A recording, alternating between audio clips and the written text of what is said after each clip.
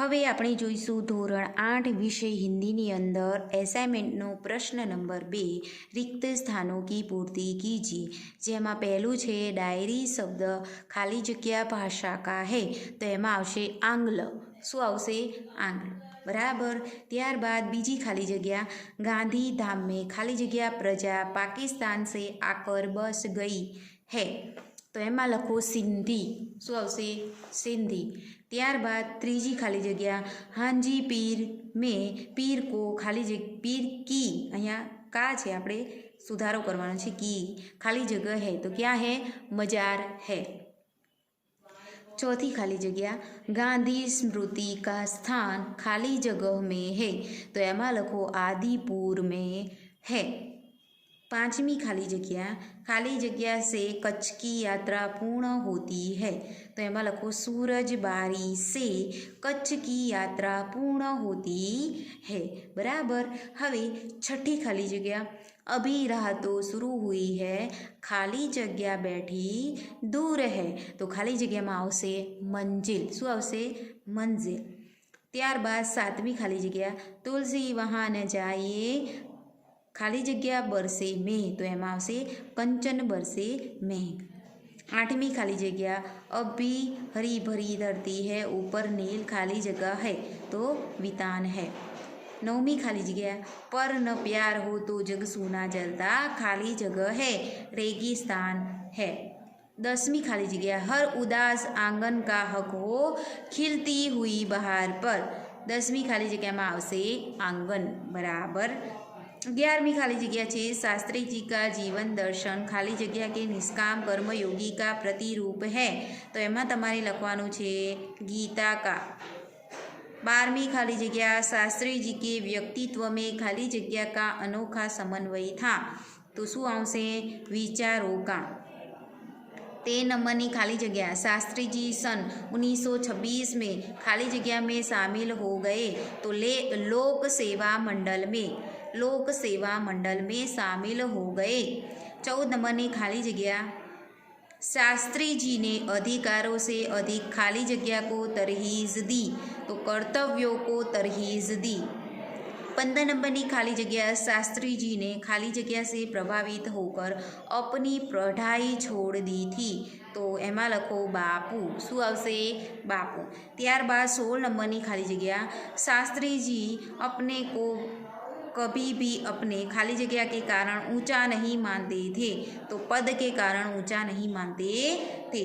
17 number की खाली जगह साईं इतना दीजिए जामे कुटुंब समाए, खाली जगह में आवशे कुटुंब. बराबर. समाए. तो अहींया आपणे 17 सुधी खाली जगह पूर्ण थई. दरेके पोताना एसाइनमेंट में खाली जगह पूरवानी छे. હવે દરેક વિદ્યાર્થી એસાઇનમેન્ટનો પાના નંબર 14 કાઢો, જેની ઉપર 18 નંબરની ખાલી જગ્યા આપેલી છે. શામ की आली को हम कच्छ का खाली जगह कह सकते हैं, तो एमा लखो प्रवेश द्वार. क्या कह सकते हैं? प्रवेश द्वार. ત્યારબાદ 19 નંબરની ખાલી જગ્યા बिना डुलाए न मिले ज्यों खाली जगह को पौन, तो एमा लखो पंखा. 20 नंबરની ખાલી જગ્યા છે કામ બિગાડે આપનો ખાલી જગ્યા મેં હોત હસાય, તો એમાં લખો જગ. તો અહીંયા આપણે 1 થી 20 સુધીની ખાલી જગ્યાઓ પૂર્ણ થઈ છે. દરેકે એસાઇનમેન્ટમાં ખાલી જગ્યાઓ પૂરી કાઢવાની અને તેનો અભ્યાસ કરવાનો છે. હવે આગળ આપણે અભ્યાસ કરીશું. પ્રશ્ન નંબર 3 સહી જોડે મિલાઈએ. અહીં તમને અ વિભાગ અને બ વિભાગ આપેલ છે. અહીંયા તમારે ઉત્તર લખવાનો છે, એટલે કે અ વિભાગની સામે જે જવાબ આવતો હોય બ વિભાગમાંથી એના સામેનો ક્રમ અક્ષર બોક્સમાં આપણે લખીશું. બરાબર. તો ઇસ્લામ ધર્મ, અહીંયા ધર્મો છે, અહીંયા ધર્મગ્રંથ છે, તો કયા ધર્મના ધર્મગ્રંથ છે, તો એ તમારે લખવાનું છે. પહેલું છે ઇસ્લામ, તો ઇસ્લામ ધર્મનો ધર્મગ્રંથ છે કુરાન, તો અહીંયા આવશે કુરાનની સામે શું છે? સી, તો પહેલામાં લખો સી. શીખ ધર્મ, તો શીખ ધર્મનો ધર્મગ્રંથ છે ગુરુ ગ્રંથ સાહબ, તો એની સામે આપેલો છે ડી, તો આપણે અહીં લખીશું બેની સામે લખીશું ડી. ત્યારબાદ ત્રીજો ધર્મ છે ઈસાઈ. ઈસાઈ ધર્મનો ધર્મગ્રંથ છે બાઇબિલ, તો બાઇબિલની સામે એ અક્ષર આપેલો છે, તો આપણે લખીશું 3ની સામે એ. ચોથો ધર્મ છે હિન્દુ, તો હિન્દુ ધર્મનો ધર્મગ્રંથ છે ગીતા, તો ગીતાની સામે આપેલ છે ઈ, તો આપણે ચોથાની સામે લખીશું ઈ.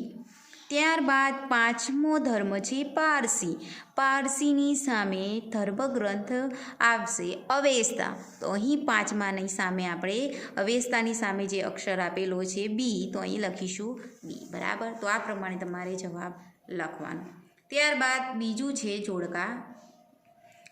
3 જોડકા આપેલા છે, આપણે બીજું જોડકું જોઈશું. એમાં અ અને બ વિભાગ આપેલા છે, જેમાં અહીં મહાન વ્યક્તિઓના નામ છે અને તે જે મહાન સૂત્રો આપેલા છે તે કયા મહાન વ્યક્તિએ કયા સૂત્ર આપેલા છે એ જોવાનું છે. પહેલું છે ગાંધીજી, ગાંધીજીએ સૂત્ર આપેલું છે કરેંગે યા મરેંગે, તો એની સામે આવશે સી. સુભાષચંદ્ર બોઝ, તો એમાં આવશે બી. જે બીજું સુભાષચંદ્ર બોઝ છે એમણે કયું સૂત્ર આપેલું છે, તુમ મુझे खून दो मैं तुम्हें आज़ादी दूंगा, તો એની સામે આવશે ઈ. ત્રીજું છે લાલ બહાદુર શાસ્ત્રી, એમણે કયું સૂત્ર આપેલું છે, જય જવાન જય કિસાન, તો એમાં છે ડી, તો ત્રીજાની સામે આવશે ડી. ચોથું છે લોકમાન્ય તિલક, એમણે કયું સૂત્ર આપેલું છે, સ્વરાજ મેરા જન્મસિદ્ધ અધિકાર હૈ, તો એમાં છે બી, તો અહીં આવશે ચોથાની સામે બી. હવે પાંચમું છે જવાહરલાલ નહેરુ, એમણે સૂત્ર આપેલું છે આરામ હરામ હે, તો એની સામે આપેલ છે એ, તો અહીંયા આપણે લખીશું એ. ખ્યાલ આવ્યો? તો અહીંયા બીજા નંબરના જે જોડકા છે તે પૂર્ણ થાય છે. ત્રીજા નંબરનું જોડકું જોઈશું, જેમાં અહીંયા આપણે પાઠ અને કાવ્યના નામ આપેલા છે. અહીં તેઓના જે લેખક અને કવિના નામ આપેલા છે જે આપણે લખીશું. પહેલું છે કચ્છ કી શેર, તો એના કવિ કોણ છે, હરેશ ઢોલકિયા, તો અહીંયા આવશે ઈ. બીજું છે દોહા, તો દોહામાં કબીર રહીમ અને તુલસીદાસ તેના કવિ છે, તો એમાં આવશે એ. ત્રીજું છે મત બાટો ઇન્સાન કો, કાવ્યના કવિ કોણ છે, તો એમાં આવશે વિનય મહાજન એટલે કે ડી. ચોથું છે પત્ર એવં ડાયરી, એ એક પત્ર લેખન છે એટલે આવશે બી. પાંચમું છે કર્મયોગી લાલ બહાદુર શાસ્ત્રી, જેમાં લેખક છે શંકર દયાલ શર્મા, તો એમાં આવશે સી. બરાબર, હવે આપણે આગળનો અભ્યાસ કરીશું. सूचना છે સહી વાક્यांश चुनकर विधान पूर्ण कीजिए, જેમાં છે कच्छ को हम म्यूजियम कह सकते हैं क्योंकि, एमा जवाब आवશે सी, यहाँ अनेक दर्शनीय स्थानों का वैविध्य है. बीजू છે नखत्राणा लोकप्रिय स्थान है क्योंकि, जवाब છે बी, यह प्राकृतिक नज़ारों का केंद्र है. बराबर. હવે આપણે જોઈશું ત્રીજું, કાલા પહાડ પર ચढ़कर रेगिस्तान की झांकी करना ए अनूठा अनुभव है, जवाब આવશે ए. चौथा नंबरનો वाक्यांश છે मंदिर मस्जिद गिरजाघर बनाने का मतलब है, तो એમાં જવાબ છે सी, भगवान का बंटवारा करना. पांचमो विकल्प છે सही मंजिल बहुत दूर लगती है क्योंकि, तो जवाब છે ए, अभी रातों शुरू हुई है. बराबर लिखाई છે દરેકને. બરાબર, તો આ પ્રમાણે તમારે જવાબ લખવાના, આખા વાક્યમાં લખવાના. મેં અહીંયા ખાલી અક્ષર લખેલ છે. छठू છે जग सूना रेगिस्तान जैसा लगता है क्योंकि यहाँ प्यार की बारिश नहीं हो रही है, तो जवाब આવશે बी. सातवीं वाक्य છે शास्त्री जी लोक सेवा मंडल में शामिल हो गए क्योंकि, तो ए वे सामाजिक कार्य करना चाहते थे, तो जवाब આવશે ए. आठवां वाक्य છે शास्त्री जी सन 1932 में जेल गए क्योंकि, क्यों गए थे, तो जवाब આવશે बी, उन्होंने किसान आंदोलन में भाग लिया था. बराबर, तो અહીંયા 8 સુધી આપણે જોયું. હવે આગળ જોઈશું 9મો વિકલ્પ, लाल बहादुर शास्त्री केंद्रीय सरकार में मंत्री बने क्योंकि, जवाब છે सी, नेहरू जी ने उनसे इसके लिए अनुरोध किया था. બરાબર, આ પાઠમાંથી જ પૂછાયેલ છે એટલે એમાંથી જવાબ લખવાના છે આપણે, એટલે ડિટેલ્સ જોવાની જરૂર નથી. આપણને ખબર છે આ કયા પાઠમાંથી છે અને એમાંથી પૂછાયેલ છે. ઓપ્શન જે છે હું તમને જવાબ કહી દઉં છું. બરાબર, 9મામાં સી. ત્યારબાદ 10મો વિકલ્પ છે ઉસે પછતાના પડતા હે જો બીના સોચે કામ કરતા હે, તો એની સામે આવશે બી। 11 નંબરમાં જોઈએ विद्या भी एक धन है क्योंकि वह उद्यम करने पर ही प्राप्त होती है।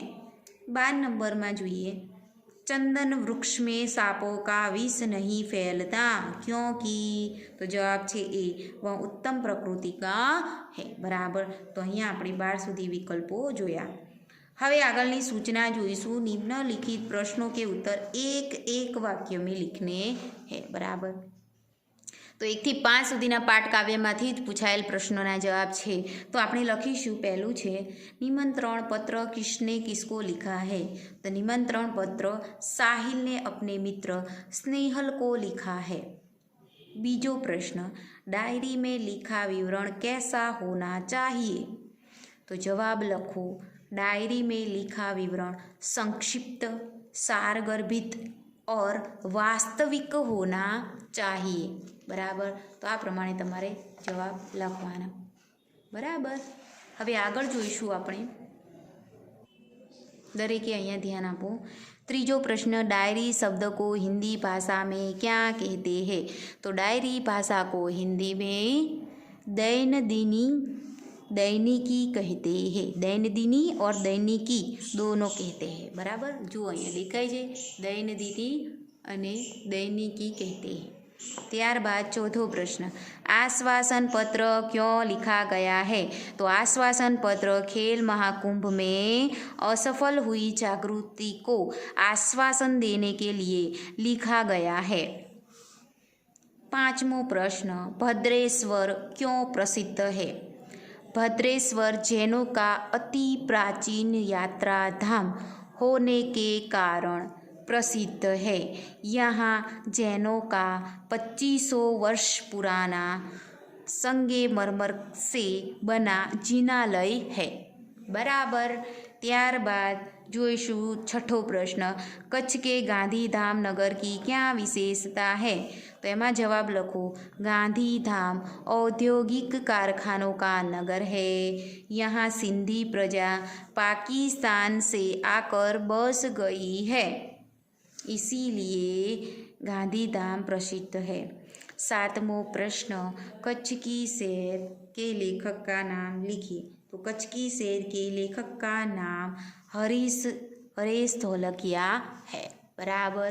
ત્યારબાદ इंसान को 8मो प्रश्न इंसान को बांटना से क्या तात्पर्य है। तो जवाब लखो इंसान को बांटने से यह तात्पर्य है कि उसे छोटे बड़े ऊंच नीच जाति पाति और काले आदि समूहों में विभाजित करना। बराबर। हवे आगळ जोईए। 9मो प्रश्न कवि के अनुसार कौन सी मंजिल दूर है। कवि के अनुसार पूर्ण मानव समानता की मंजिल बहुत दूर है। 10मो प्रश्न उजियाला कहाँ बंदी है। तो उजियाला धन संपन्न लोगों के घरों में बंदी है। 11 नंबरનો प्रश्न सूरज का संदेशा किसको नहीं मिला। तो सूरज का संदेशा हर घाटी और मैदान को नहीं मिला है। 12मो प्रश्न धरती के ऊपर किसका वितान है। तो धरती के ऊपर नीले गगन का वितान है। 13मो प्रश्न प्यार के अभाव में जगत कैसा है।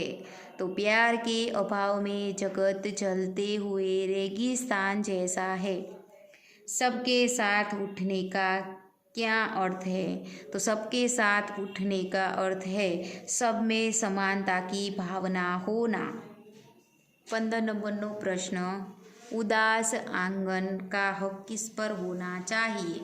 तो जवाब लखो उदास आंगन का हक हर खिलती हुई बहार पर होना चाहिए। 16 नंबरનો प्रश्न शास्त्री जी किसे संपूर्ण भाव से समर्पित रहते थे। तो शास्त्री जी कर्म को ही अपना ईश्वर मानते थे और उसी के प्रति संपूर्ण भाव से समर्पित रहते थे।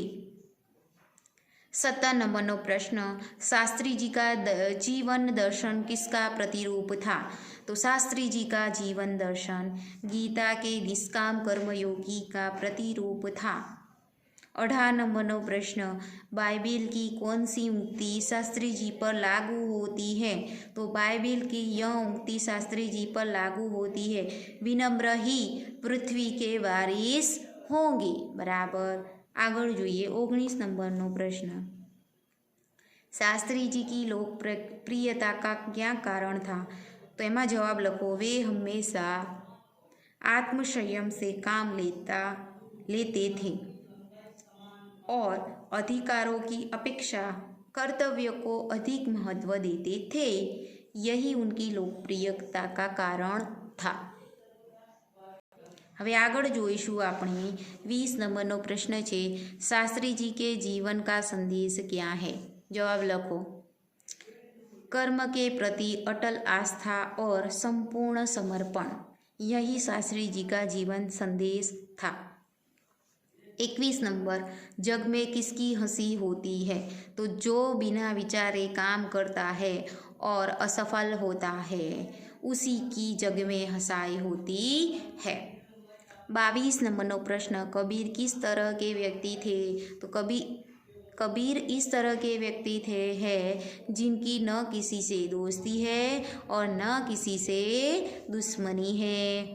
23 नंबर प्रश्न, कबीर अपने द्वार से किसको भूखा नहीं जाने देना चाहते थे? जवाब लखो, कबीर किसी साधु या फकीर को अपने द्वार से भूखा नहीं जाने देना चाहते थे। बराबर।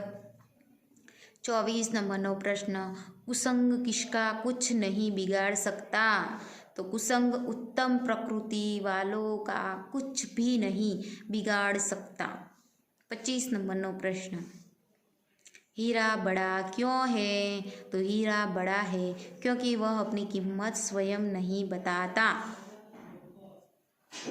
26 नंबर में जो विद्याधन किसे मिलता है?